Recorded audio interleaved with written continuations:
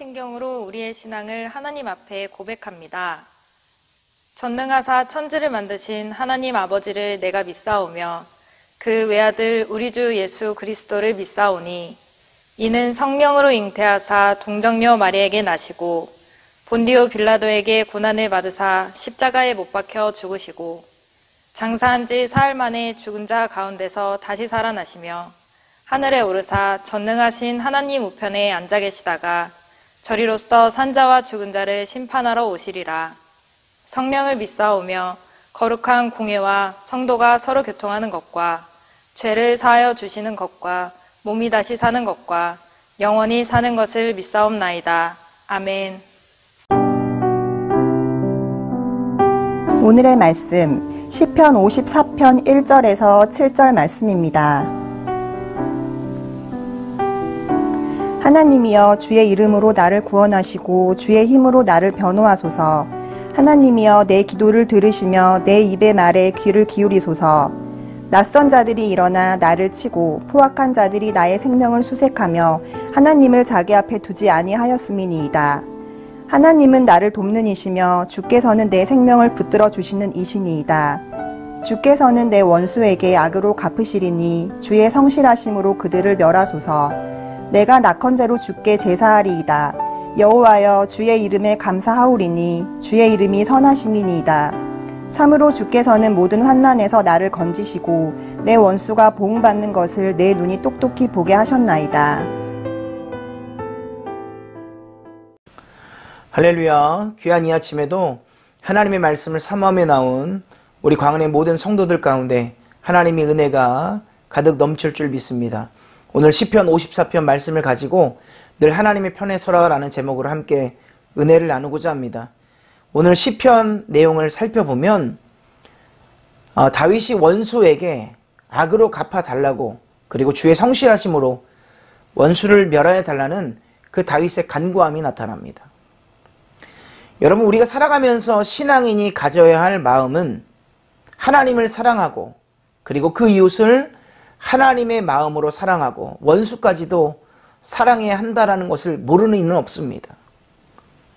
여러분, 그러나 오늘 말씀을 살펴보면 여러분, 이러한 기도는 아무 문제가 되지 않습니다.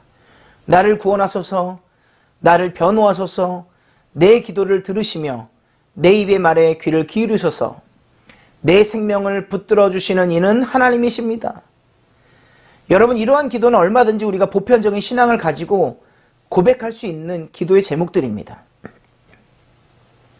그러나 5절부터 나타나는 다윗의 고백은 우리가 알고 있는 다윗의 성정이나 신앙과는 전혀 대치되거나 이해되지 아니하는 부분일 것입니다. 여러분, 다윗은 어떠합니까? 다윗은 하나님 앞에 올바르게 정직하게 성실함으로 나아갔던 그런 자입니다. 그리고 우리가 알고 있는 대로 신앙인다운 신앙인으로, 위대한 하나님의 사람으로 지금까지도 회자되어서 다윗처럼 저렇게 살아야 돼 라는 여러분, 그런 신앙의 위대한 선배로서 우리에게 남아 있습니다. 그렇다면 오늘 이러한 다윗의 고백은 잘못된 것일까요? 아니면 우리는 이러한 다윗의 고백을 어떻게 봐야 하겠습니까? 무엇이든지 그 내막을 알려면 다윗이 왜 이렇게 고백하고 있는지에 대한 당시의 상황을 우리는 잘 알고 있어야 합니다. 이 시편 54편을 쓸 당시의 다윗은 이미 골리앗과의 전쟁에서, 그 블레셋과의 전쟁에서 승리한, 승승장구하는 모습으로 인기가 하늘 높이 절정으로 치닫고 있는 그러한 상황이었습니다. 그러나 이로 인하여서 사울 왕의 시샘을 받게 되고 왕의 자리마저 위태하게 여겼던 사울에 의해 죽음의 공포에 시달리게 됩니다. 도주자로 청춘을 다 보내며 도망자 신세로 전전긍긍하며 다니는 그 다윗을 말합니다. 사울의 아들이자 다윗이 절친인 요나단의 호의로 간신히 몸을 피해서 여러분 처음 찾아간 곳이 여러분 노비라는 곳이었습니다.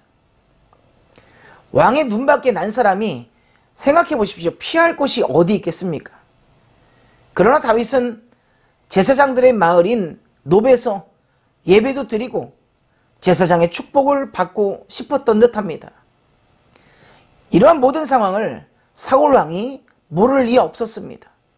모든 것을 알아챈 사울 왕은 다윗에게 음식도 내어주고 칼도 내어준 아히멜렉을 비롯한 제사장과 그리고 아이들을 에돔 사람 도에게 밀고로 인하여 모두 몰살시킵니다. 여러분, 이 사실을 들은 다윗의 심정은 어떠했겠습니까? 자기 때문에 많은 사람들이 무고하게 목숨을 여러분 희생했습니다.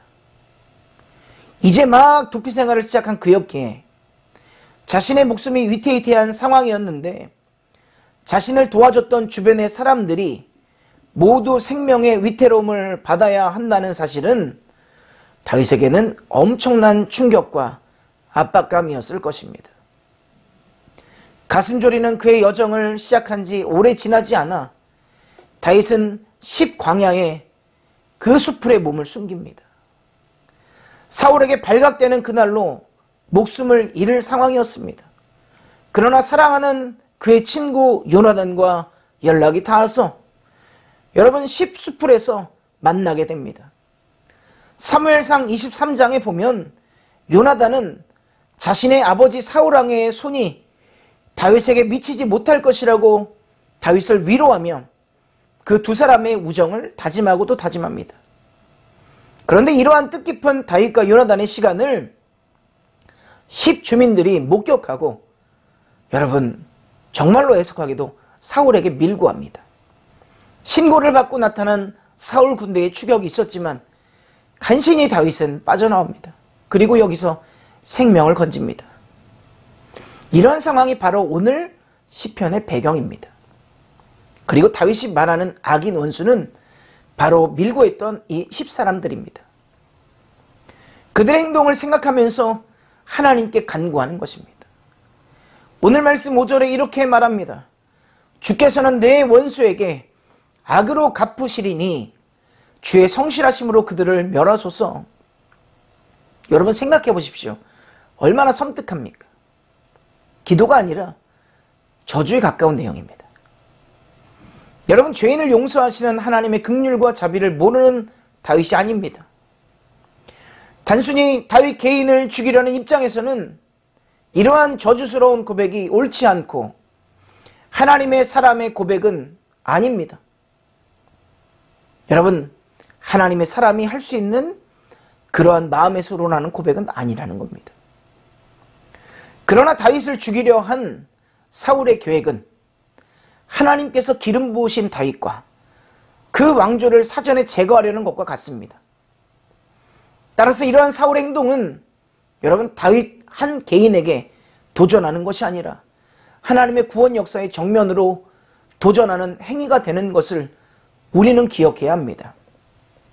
그래서 오늘 본문에 나타난 원수들인 10사람들을 향하여 그저 개인적인 원수가 아니라 하나님의 원수로 행동하면서 이 다윗이 고백하였던 것입니다. 여러분 7절에 뭐라고 말합니까? 참으로 주께서는 모든 환난에서 나를 건지시고 내 원수가 보응받는 것을 내 눈이 똑똑히 보게 하셨나이다.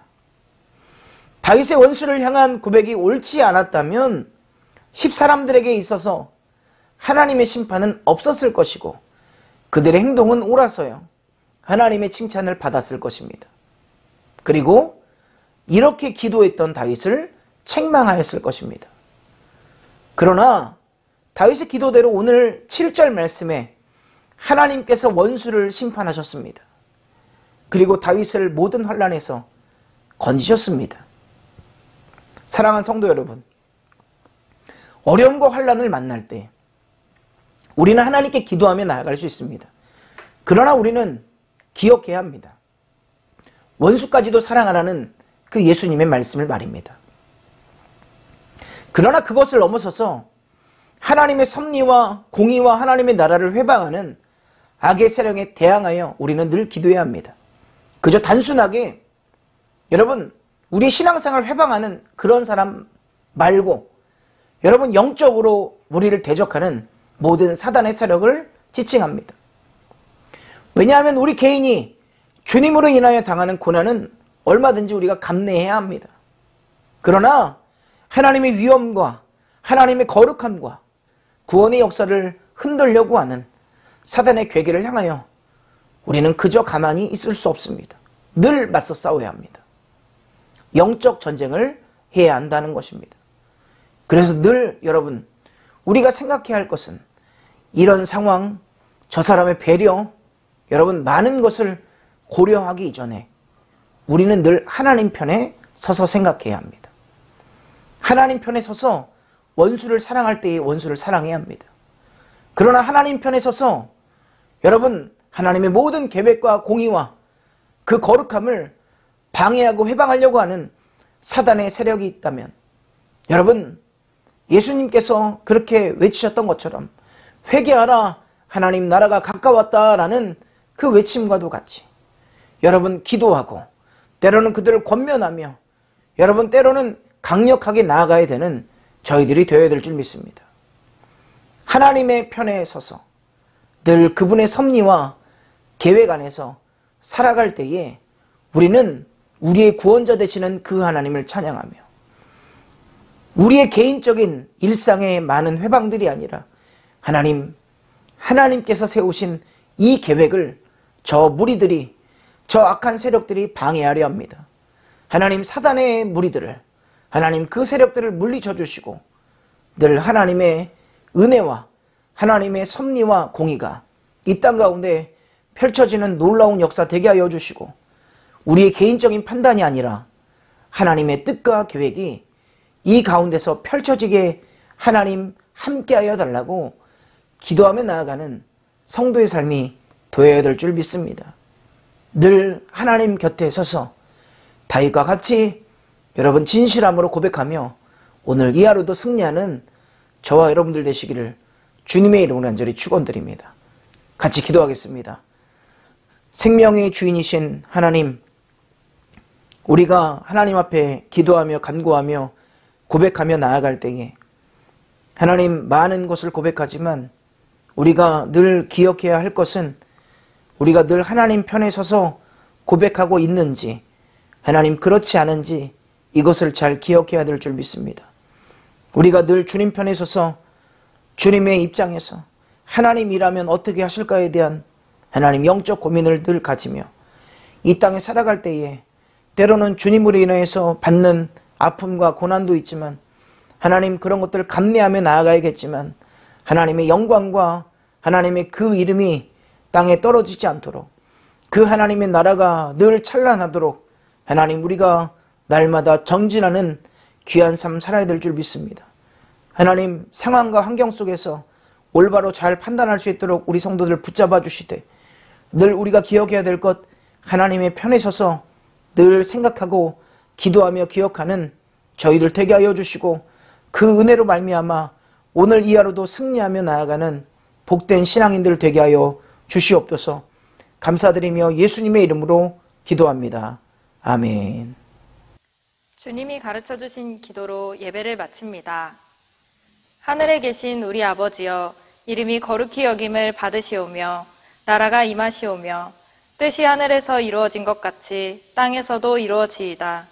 오늘 우리에게 일용할 양식을 주시옵고 우리가 우리에게 죄 지은 자를 사하여 준 것 같이 우리 죄를 사하여 주시옵고 우리를 시험에 들게 하지 마시옵고 다만 악에서 구하시옵소서. 나라와 권세와 영광이 아버지께 영원히 있사옵나이다.